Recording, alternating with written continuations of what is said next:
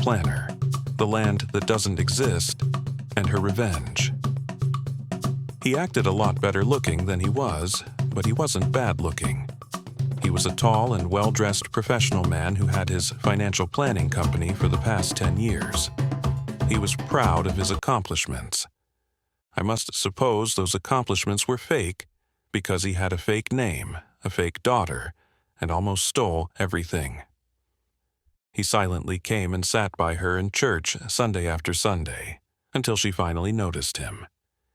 He pressed his business card in her hand and said, "Call me sometime." The card itself? Stunning. The highest quality card she had ever seen, laced with expensive men's fragrance, and who knows what else. She wondered if the passing of this card was a business introduction, or whether it was a gentle nudge of interest. But it was odd how she got this card. It wasn't in a card case. It was alone, by itself in his jacket pocket, as if it had been planted there just for her, and putting it into Melanie's hand was how he had sewed it, and hoped that something would sprout from this act. Melanie's hard and fast rule of if you want to be with me, you must want to be with me. He showed he wanted her company. He was charming, interesting, and most of all, they shared an interest in God and prayer. Well, that's what he would have her to believe. He had said he was looking for a prayer partner. She had built her life through sacrifice and hard work. She had finished all of her education and now had a very nice profession and a lovely home. At 32, many of her friends were married. She was not and wasn't too worried about it. God would answer in time. David Williams, African, dark, rich skin like African midnight. Tall, almost good-looking. Built like a football player, but had a paunch, a dad body. About 40 years old. Says he is a financial planner, but is he? He says he is single. Never married, but is he? He shows up in a church and targets a certain woman to try to get her to invest. He is so interested in her that she thinks it is a gag and asks others after church, who was that guy? Who put him up to this? They all say they did not. Could this be legit? She never suspected this. It's like he showed up all of a sudden. He tries lots of gimmicks. She believes him at first, but is guarded, and she takes it slow as she pays close attention to whether he is interested in her as friends or showing romantic interest. He's not exactly her type, but another friend suggests that maybe the Lord sent him. Well, maybe God sees something in him that I don't, so Melanie decided to at least talk to him. She is guarded right away that this may all be a plan to scam her. And he never expects that this nice churchwoman will plan revenge on him. Revenge is the Lord's, the Bible says so, but it also says that we will see what happens to our enemies. A man should not make himself an enemy to anyone, especially in a church, and especially not Melanie. David shows up out of nowhere, it seems, at Melanie's large community church in Richmond. He started showing up in the back pews, quiet, alone, every Sunday, always in a crisp shirt. Didn't clap much, didn't sing, just watched. He dresses like he belongs, speaks in biblical metaphors, and quickly earns the pastor's trust by bringing unique and seemingly expensive gifts to the pastor and his wife, and offering to help the church structure its finances. David sits beside Melanie. He opens a well-worn Bible, pretends to read along. He glances at her occasionally. She doesn't notice him, yet. I didn't think much of it. In our church, people come and go, but he was always just there, like a shadow. During the sermon, she gives a polite nod. He smiles, leans slightly away so as not to crowd her. No words, just presence. He keeps sitting by Melanie at church every Sunday, playing aloof. He only once looks over at her and smiles slightly with a nod. Sunday after Sunday, she almost expects him, and discreetly saves him a seat because he is always late to service. It wasn't until week 5 that he spoke, introducing himself and dropping just enough financial lingo to sound legit. He mentions his daughter, who is studying abroad but always calls Daddy every night. Melanie sits on her bed in sweatpants, earbuds in, holding her phone. A business card with David Williams, financial strategist, is on the nightstand. He gave me his card after service and said, "Call me any time. I'm looking for a prayer partner."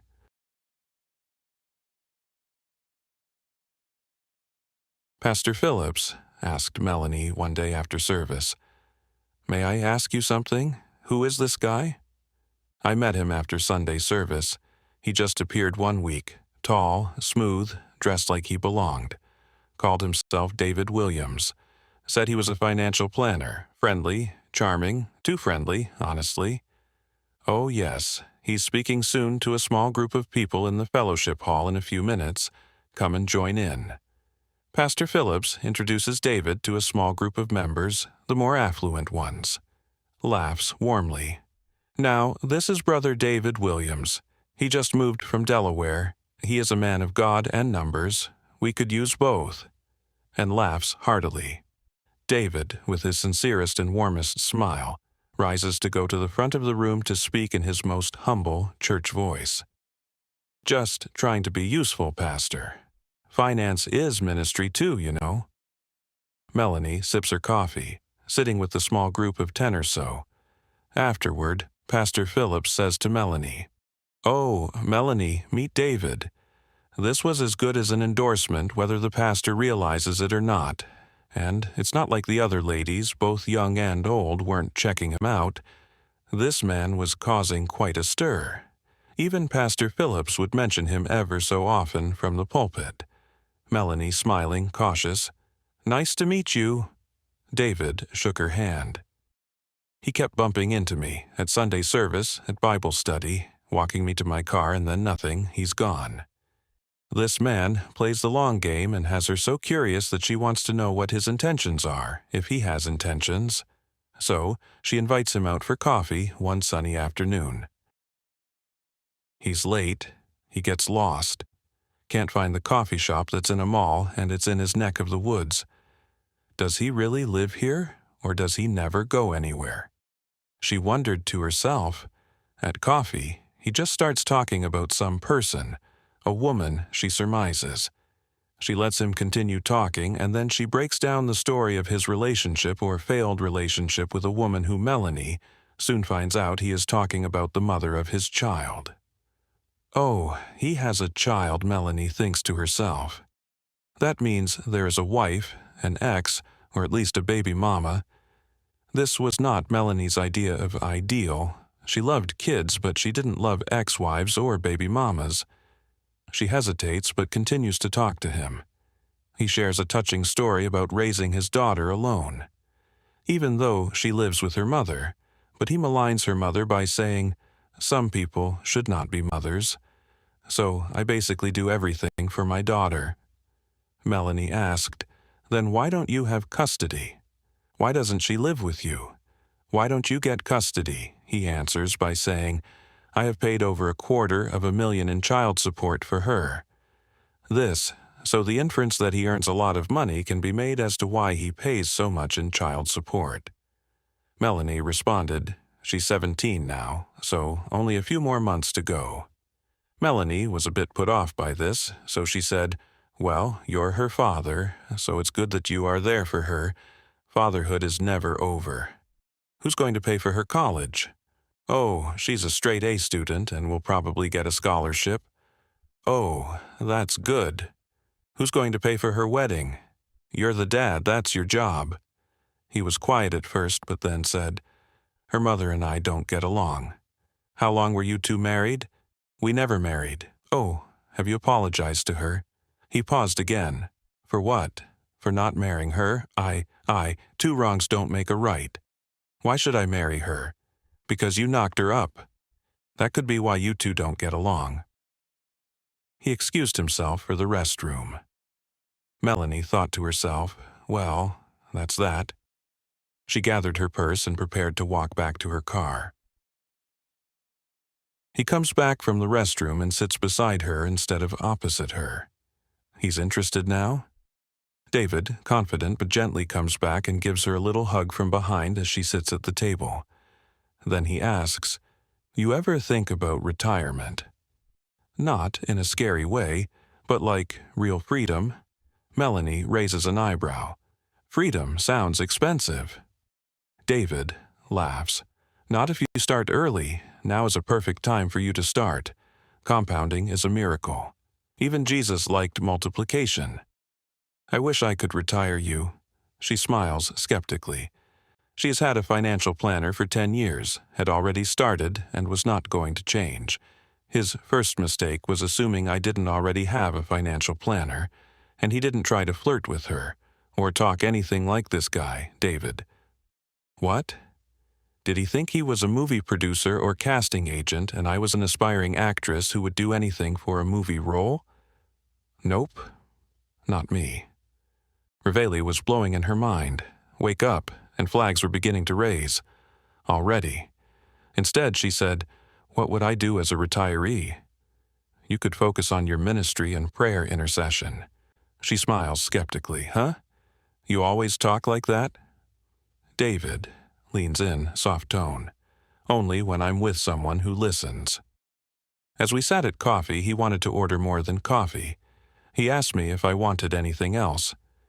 I didn't want more food, but I took his question as he is interested. Let's see where this goes. So we ordered more, and small plates of food soon showed up at our table. In Melanie's mind, that would extend this coffee meeting by at least another hour and a half to 2 hours worth of talking. It was flattering, but also strategic. I didn't find out anything except when the check came, he casually had to go to the bathroom again. Immediately after the check was paid, he magically reappeared. So I had to pay for all the extra food. She had invited him to coffee. She's seen that move before, more times than she cares to recall. Red flag, the reddest of flags. However, I felt obligated since I invited him. He wasn't just being kind, he was grooming me. After leaving the coffee shop, he decided that we should walk about. So we strolled through the mall like two people who were interested in getting to know one another. It's now 4 hours later. It must be his feeding time again since he suggested that we go get a slice of pizza. She knew the exact spot. He is very specific as to how he wants his pizza. She thinks, is he this interested? To spend the entire afternoon and evening with her now over pizza? Number. The pizza is to go for some reason and he stands there waiting for her to pay again. This was like Mexico is going to pay for the wall, but this time and again she paid for the pizza. What a bum, she thought to herself. Double red flag. Is he kidding right now? While it is being prepared, he talks financial success stories and how he should be a billionaire by now and states that he is 1/3 the way there. He states he should be very rich based on how successful of a businessman his father was. Isn't 1/3 the way to being a billionaire, rich, or very rich? Melanie decides that they leave as friends. On her drive home, she thinks, is this man trying to say he is worth $300 million or more? That is 1/3 the way to being a billionaire. Why is he telling her that? Such financial disclosures aren't given like that over coffee on a first meetup, especially by a financial planner. Then, she thinks to herself, even if he is worth $1 million, at least he wouldn't be trying to hit her up for money. Not for the money, not for the millions. But she decided to continue talking with him if he was at least financially stable for himself. Next morning, she has an investment opportunity in her email. Offers to review her 401k for free. He says that he would like to see her retirement and investment statements, and then he could make her some recommendations that would really make her a lot of money. He gives her stock tips that, coincidentally, perform well. She starts trusting him, but her concern was, did he really like her or not? If he liked her, she would not show her portfolio because he might show interest in her because of her wealth and earning potential. It's happened before. So, she showed him nothing of her financial status. The next email, David tells Melanie about an exclusive opportunity in a clean energy startup. She's tempted, but her instincts tell her to wait. One day, David calls her and blurts out, I prayed for a woman who's not just beautiful, but wise. Can I tell you something crazy? I already feel like I could talk to you forever. You'd make a better mother for my child than the one she's got. What? Gasps Melanie, thinking to herself. His daughter is already 17 and ready for college. How much more mothering does she need? Melanie thought to herself. He doesn't know this, but Melanie absolutely hates it when men badmouth women, especially their exes and baby mamas, as if they are perfect and all the blame belongs to the woman. Mel goes silent. Then David recovers by changing the subject. We should do a 21-day spiritual fast together. God works best in discipline. And he says, I should cover you in prayer. I'm going to have to go back to my country soon to sort some things out, and I really want to be prayed up. There is a lot of spiritual drama in my country. Witchcraft is what killed my parents. What? She gasps. My parents were both pure, but evil arrows of witchcraft killed them both. Melanie is silent. She's never heard talk like this before. He pauses and then says, Will you commit to pray with me daily to accomplish this? Okay. What started as one prayer call turned into 2 or more each day. 6 a.m., noon, 9 p.m., midnight. All hours of the day and night, and it was random. Don't miss the 3 a.m. window, he said to her. That's when angels move. I let him pick the times in the prayer schedule because he was not only the man, he was the one with the witchcraft problem that he needed to defeat. I thought it was spiritual, but really, it was strategic. And he is pretending to be the biggest prayer warrior in the world and wants them to pray together. They talk on the phone every day, sometimes twice a day for at least an hour in prayers, and then another hour just talking, building intimacy quickly but subtly under the guise of faith. His strategy is to overwhelm her with attention bombing with many texts and memes a day. His strategy includes spiritual bonding and emotional connection, all while planting himself into her daily routine with layers of charm, manipulation, and trust-building cloaked in religion. David calls, and with a gentle and soothing tone he says, You know, Melanie, I don't believe God lets people cross paths without a reason. You know iron sharpens iron.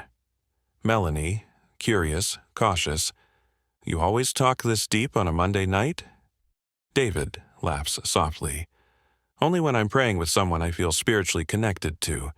You mind if we pray before bed? Mel, slightly hesitant. Sure. David starts.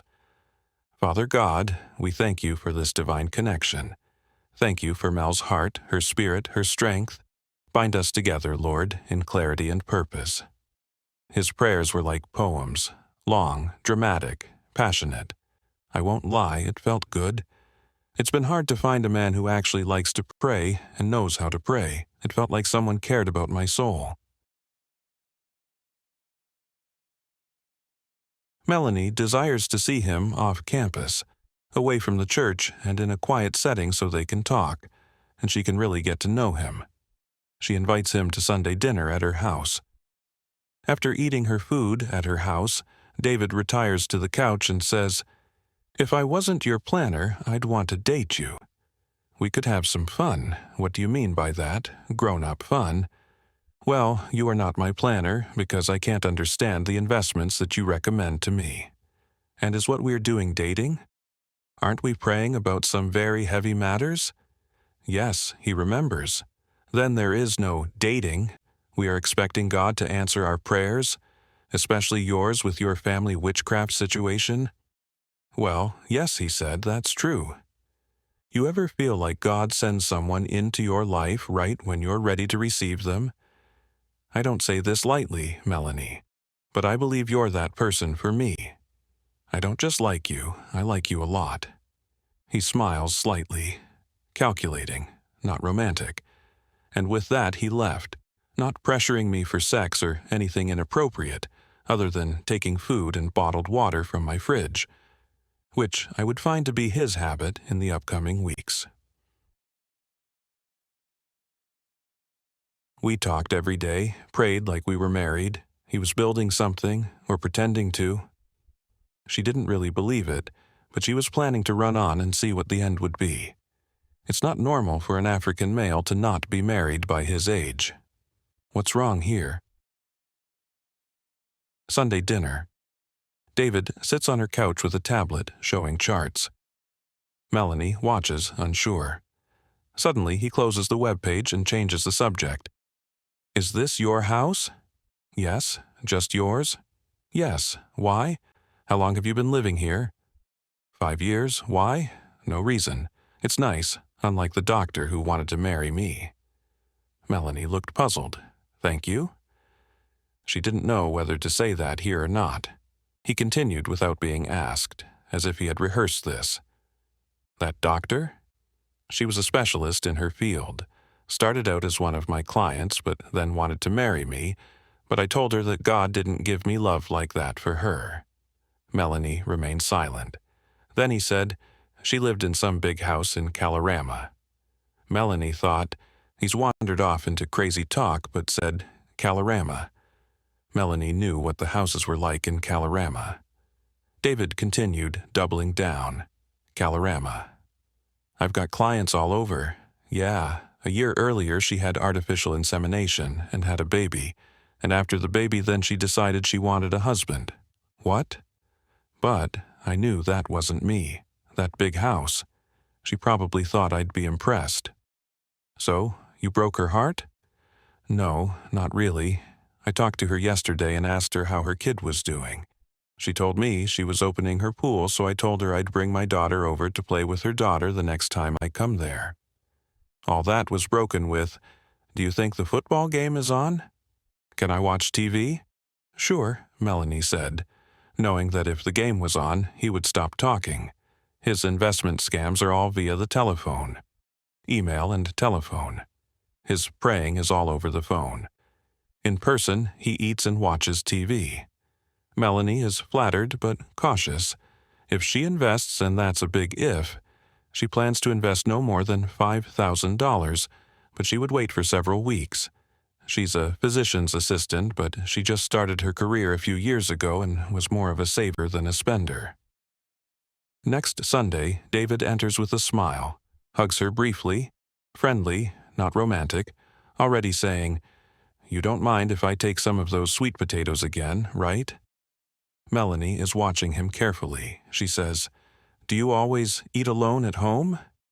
David laughs awkwardly. I don't really eat that much, so let's just say, God and I dined together. This was incredible, as Melanie glanced at that keg around his waist where a six-pack should be. He doesn't eat much. He sure eats here. David never invites Melanie to his house. She asks him, when will she be invited to his house? He says, soon. Mel is texting on her phone. You always come here, but I've never seen your place. When are you inviting me over? David, 3 dots, then reply, soon. Just finishing some renovations. Long overdue. I thought you just moved to the area. How are you renovating an apartment? What part of town do you live in? Oh, Mel, I'm getting a call from my oldest client. I'll buzz you later. And he was gone. He always had a reason, something always being fixed, painted, repaired. But no photos, no address, just walks. From wherever he lives, in the mornings, depending on which shift she is working, he takes long walks in a park and takes pictures of everything and sends them to Melanie in real time as they continue on the phone during most of his hours-long walk. David talks to everyone he meets, especially people with dogs. He has no dog. David is on a park walk on a voice call with Mel while walking around a park. He sends photo after photo. Trees, dogs, people jogging. David exclaims, "Aw, man, I'm not a man," Melanie retorts. Melanie, look at that dog. That's Bruno, golden retriever, sweet dog. The owner's name is Denise. She does real estate, good vibes. There's that old guy again with the cane and the Boston Terrier. I told him about our 5 a.m. prayer. Melanie has an older sister, Anna, who she calls one Saturday morning right after a David walk. Anna thinks David may not be all there. They are on the phone all hours of the day and night.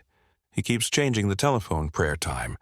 They've prayed at 5 a.m., 6 a.m., 12 noon, 5 p.m., 9 p.m., midnight, and he has even suggested 1 a.m., 3 a.m., 4 a.m., which Melanie has declined, especially since she set her alarm one night for midnight, and he never called.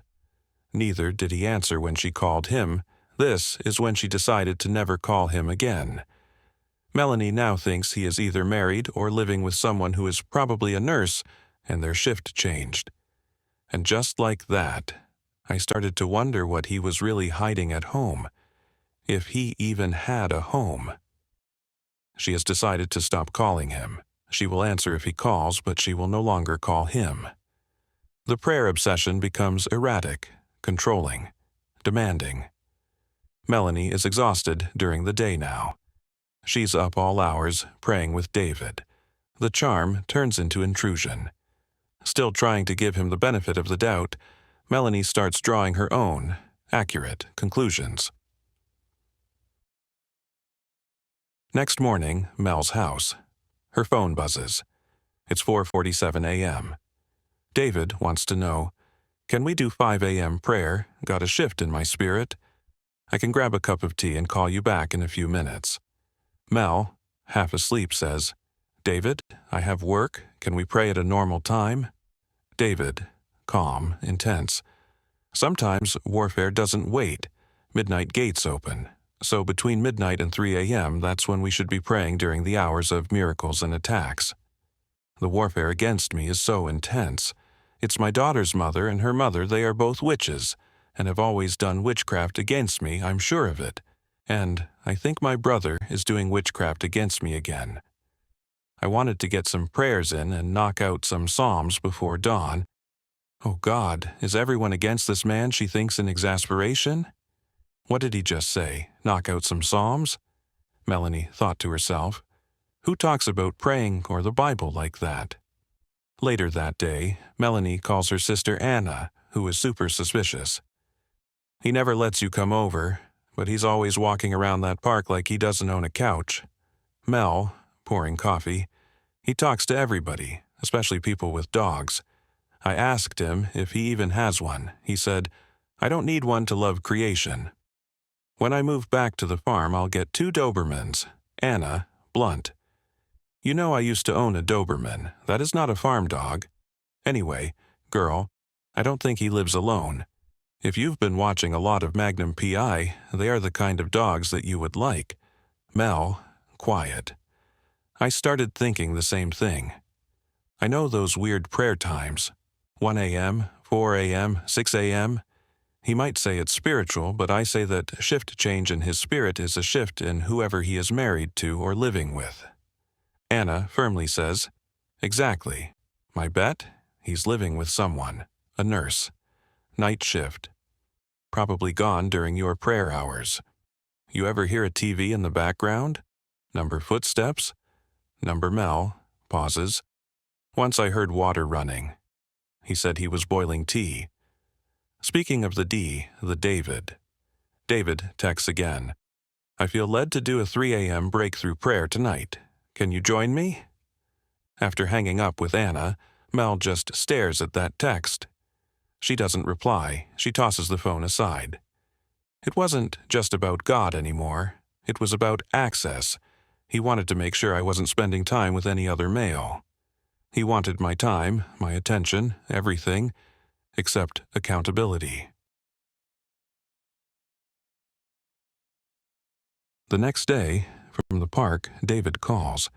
He is walking and seems very excited. Today, I met a guy who runs a nonprofit for inner-city youth. I told him about you.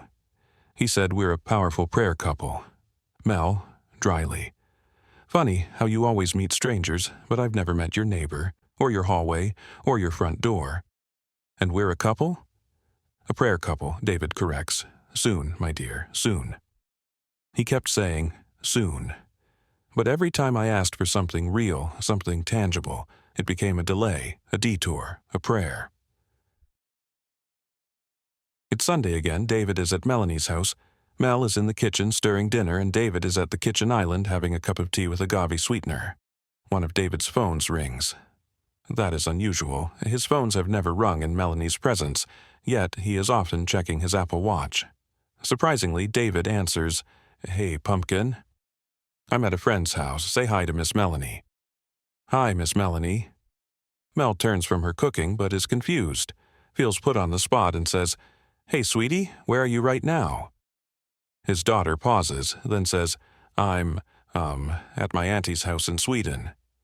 David quickly takes over the call and takes it off speakerphone. He says on his end, "Okay, I'll have to call you later. Miss Melanie is busy right now. Okay, yes, I'll send your allowance. Okay, I love you too." And then hangs up the phone. Melanie freezes and says, "I thought you said she was in Nigeria." David, quickly, "Oh, right, she was in Sweden. Now they're in Nigeria. Travel stuff, you know? How are you taking care of her from the States, from Virginia if she is in another country, on another continent? You know, I send her what she needs. I thought your sister lived in Africa, not Sweden. Oh, she has a vacation house in Sweden." "Oh, really?" Melanie thought to herself. "A West African vacationing in a cold climate such as Sweden. That's different," she thought to herself, but said nothing else about it. Just filed it away. It was quick, but that whole conversation cracked something. That voice, it sounded a little older than 17. Then Melanie added that all to what David had said earlier, when he told Melanie what he had said to the doctor with the big house in Kalorama. "The next time I come there, my daughter, who is 17, for a playdate with a 3-year-old, to see a woman who wanted to marry me, but I didn't want to marry her. A daughter who is in Sweden or Nigeria coming to the States to play with a toddler. Makes no sense. Are we in Wonderland or Oz?" Melanie wondered to herself. Then Sheeson washed it with, "Maybe he's just quirky." Then added to herself, "If God picked this one for me, maybe God is just showing his sense of humor." Melanie never meets David's daughter, but it was obvious that she was shocked to be talking to Melanie. She had a question in her voice like, "Who is this, and why am I talking to them?" David slips when Melanie asks again, how is it that she was in Sweden? How is she on vacation during the school year? Spring break, you know teenagers. David shows up with 2 telephones always. Says one is only for his daughter because he doesn't want her mother to have that phone number. Her mother has to be able to reach you. You two have a minor child together. David said nothing. "So, your daughter has 2 phones also?" David didn't answer that but changes the subject again. His specialty. He brags about her brilliance and her plans to be a doctor when she graduates high school. Melanie asks what college does she want to go to. David was silent. Melanie thought, does he think you go to medical school directly from high school? Spidey senses, Melanie has a way of just listening to people and letting them tell you who they really are. They could be saying the most inane things, and she will just let them talk. It's how she takes medical histories on her patients. Just let them talk. When asked about the school she attends, he stumbled there too. Sunday dinner is at Mel's house as usual. She places a casserole dish on the table. David is already seated, complimenting the smell. There's gospel music playing softly in the background. David, smiling. "You always cook like this? A man could fall in love over cornbread." Mel laughs softly, flattered but unsure if it's flirtation or just charm. He doesn't reach for her hand. No suggestive glances, just smiles and scripture references.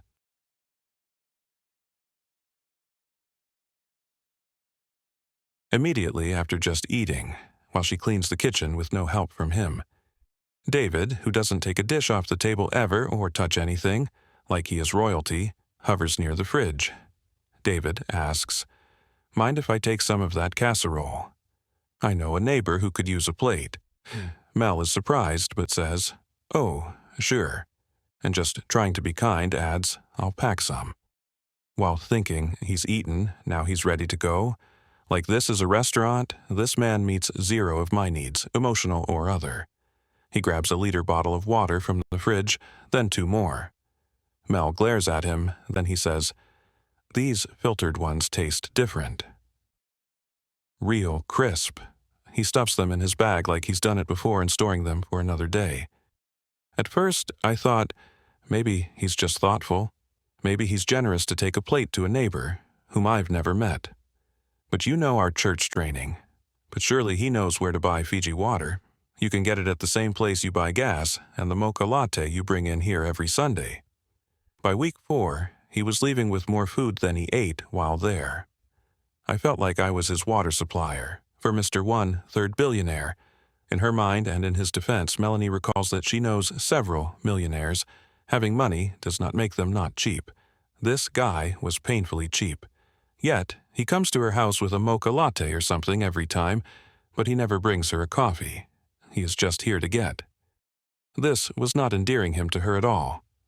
Next morning, another email from David. Clean Grid Tech.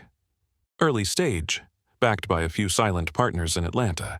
If you put in 5, it'll be 10 by fall. And in 2 years, you get your original investment back too. She picks up the phone and calls him, something she had promised that she would not ever do again, but she had to this time. "David," she asked him, "I have this email, okay? And is this particular offering, is it SEC registered?" David answers smoothly. "It's pre-market. Seed round. You're getting in before it's even visible to brokers." Mel is suspicious. It is screaming Ponzi to her. Why me? I didn't even know investments like this existed. Wow, I'm going to have to try to wrap my head around this. David says softly in a calculated and soothing voice, "You're intentional. You're cautious.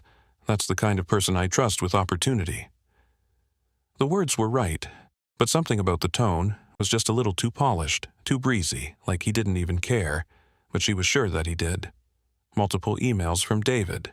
Subject lines: Opportunity. Clean Grid Tech Phase 2. Private rate opening in Northern Virginia. Low risk. High yield. Diversification strategy. PDF attached. She clicks one open. The email is full of graphs and buzzwords, but he did let her know she missed the first phase of the Clean Grid Tech offering, and he didn't want her to miss this one.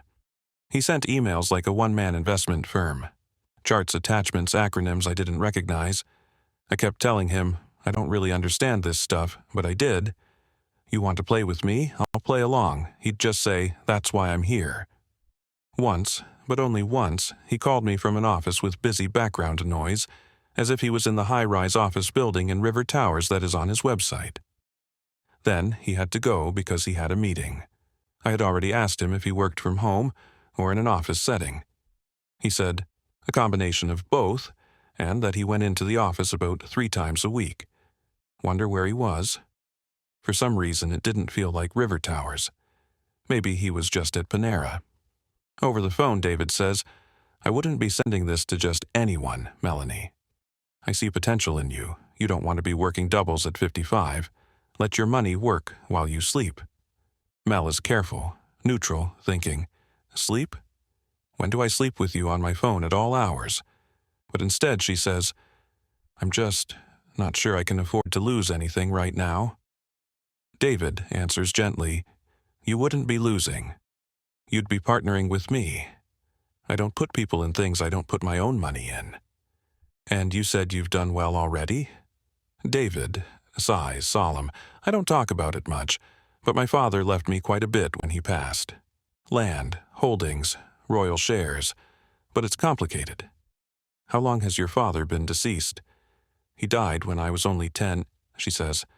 "Oh, I'm so sorry." But seeking clarity says, "So, 30 years ago?" Melanie thought to herself that he talks like it was last week or last month. Maybe he needs grief counseling. But he is intimating that he has wealth. But if he's a financial planner, why does he live in an apartment and not a house? Melanie has seen his clothes. She knows they come from Nordstrom's. She also smells the $500 per ounce cologne that he wears. His shoes are designer, and his car is luxury all the way, although she's never been in it for some strange reason. He seemed to be backing off a little. One of Melanie's friends said that whatever he does to or with other women is not working on you. She said. The morning greetings became fewer and further between. He'd send a greeting at 10 a.m. or so, but he would not answer a reply or return a call. It only took Melanie 2 days to realize he had her on autosend. "Oh my," she said, "he is sending me automated messages and pretending that they are real messages in real time." That evening, David calls. She answers Dot. He says, "Melanie, I've got to go home. My brother, you don't have a brother? You said you only have sisters." He replies, "My stepbrother's trying to take everything my father left me." She asks him, "How is that even possible?" Later that night, Mel sits on her bed glancing at his latest email. Under the charts, a P.S. stands out. P.S. I may need to travel to Nigeria soon. Family estate matters. My late father's legacy needs protecting, and they're trying to steal from me while I'm abroad. It's spiritual warfare, really. Pray for me. The next morning, David calls and speaks in a low, emotional voice. He must go home. His stepbrother, whom he has discovered is not his stepbrother at all, is trying to take over all his property in Africa. He has actually been using it and making money off of it for himself for years, according to David. He must go, but he needs money. David even emails images to Melanie of old maps of the property that his father left him. On the maps are markings indicating his land, and his father had a prosperous ranch and multiple palm oil groves of trees and houses, and a church is on the property. As well, his father has vacation houses in Spain and other countries. Oh, where in Spain? I'd like to go there. Well, it seems he was dating a woman after he divorced my mother. He put the house in her name. Oh, where is that woman? She lives in Boston. Well, let's go see her. Road trip, or we could take the train and stop over in New York and see a Broadway play. Let's go. I don't think she'll see me. Have you inquired about property in your father's name in Las Palmas, like at the courthouse there or in the cities where he owns properties? No, not yet. Melanie then wondered, it's 30 years later. Who is paying the taxes? His stories were getting crazier and crazier. This guy's either stupid or he thinks I am. It's the old classic family crisis abroad plus inheritance theft plus urgent travel scam. But what makes it more dangerous here is that David uses heritage, God, and grief to frame it all. He's not afraid of God? Melanie asks herself. Melanie is on the phone talking to her sister who says, "Melanie, have you investigated this guy?" Melanie is silent. Then her sister says, "Don't worry about it, I've got this. I'm about to launch some inquiries and investigations on this David Williams. Thanks for tuning in to Very Rich Stories. Share if you've ever been targeted by a scammer. Don't let silence be your scammer's greatest asset. Thanks for liking, sharing, commenting, and subscribing. See you on the next installment for part 2 of The Planner, The Land That Doesn't Exist, and Her Revenge.